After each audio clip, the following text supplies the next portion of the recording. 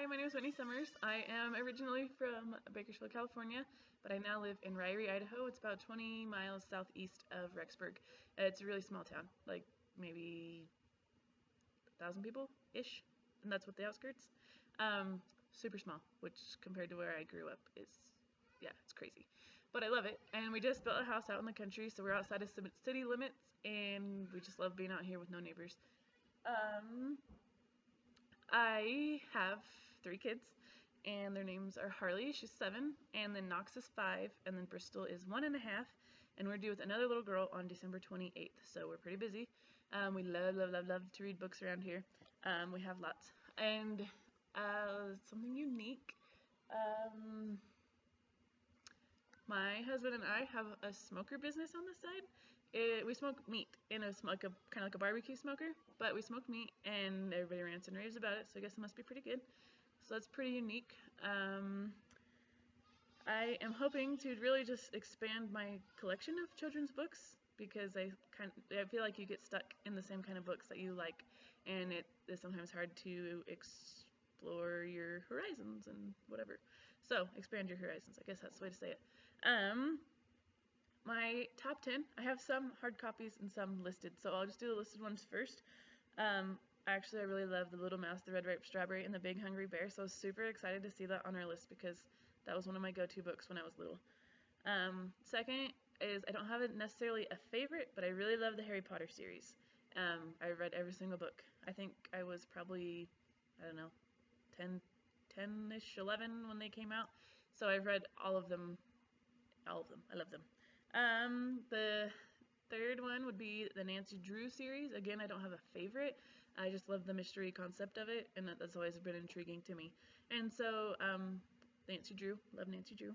And then another one was, I had this out to show you guys, but my kids apparently have taken off with it. It is called Big Dog, Little Dog by P.D. Eastman, and it's a cute little, I think I remember it because that is actually the first book I remember reading. I'm sure I read other books, but this was the first one in my memory.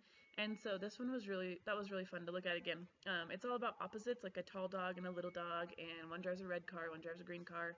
And so that one is, that was one of my favorites, and I have it roaming around here somewhere with my children.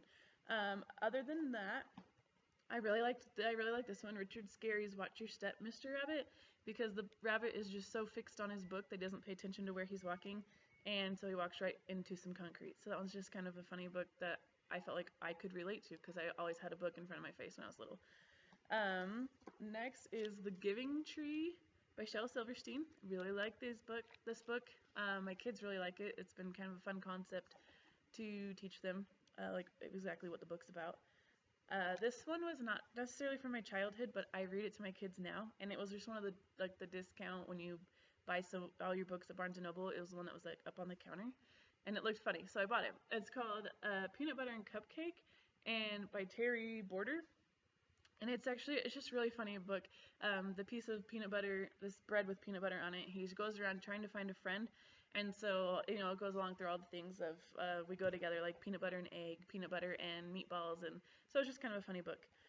Next would be the Babysitter's Club series. I really like this series, not necessarily a favorite book. I loved always trying to find the different numbers to make sure I had all of them, which I never did.